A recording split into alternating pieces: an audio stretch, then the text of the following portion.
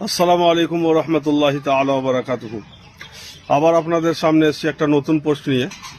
কারণ সকলের মুখেই একটা কথা এখন গুঁজছে, বুঝতে পারা যাচ্ছে যে রমজান মাসের পর শাওয়াল মাসে যে ঈদ সালামি রোজাটা রাখে, ঈদ সালামি যেটা রোজা রাখতে হয়, সকলে এটাই ভাবছে যে পরস্পর রোজা রাখতে হবে, অর্থাৎ পরস্পর রোজা রাখতে হবে, তাতে কোনো গ্যাপ চলবে না। অথবা এটাও ভাবছে যে ঈদের পরে পরে এই রোজাটা রাখতে হবে। কিন্তু সঠিক খবরটা কি? না, এরকম কোনো বিষয় নয়।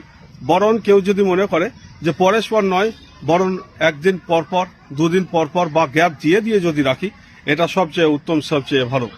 তাবরানী শরীফের মধ্যে এসছে যে যারা এই রমজান মাসের পর শাওয়াল মাসে 6খানা রোজা রাখবে, 6খানা যারা রোজা রাখবে, তারা সেই মানুষের মতো নিষ্পাপ হয়ে যাবে যেই মানুষের জন্ম সেই দিনই হয়ে থাকে। অর্থাৎ সে নিষ্পাপ হয়ে যাবে, ছোট শিশু, ছোট বাচ্চার মতো সে হয়ে যাবে। তাই এই রোজাটা আমাদের রাখতে হবে। রোজাটার গুরুত্ব আছে, কিন্তু এটা বলে এটাই নয় যে পরস্পর রাখতে হবে, বা এটা বলে এটাই নয় যে তার পরে পরে রাখতে হবে। সেই মাসে রাখলেই হবে, দেরি করেও রাখতে পারে, গ্যাপ দিয়ে দিয়েও রাখতে পারে।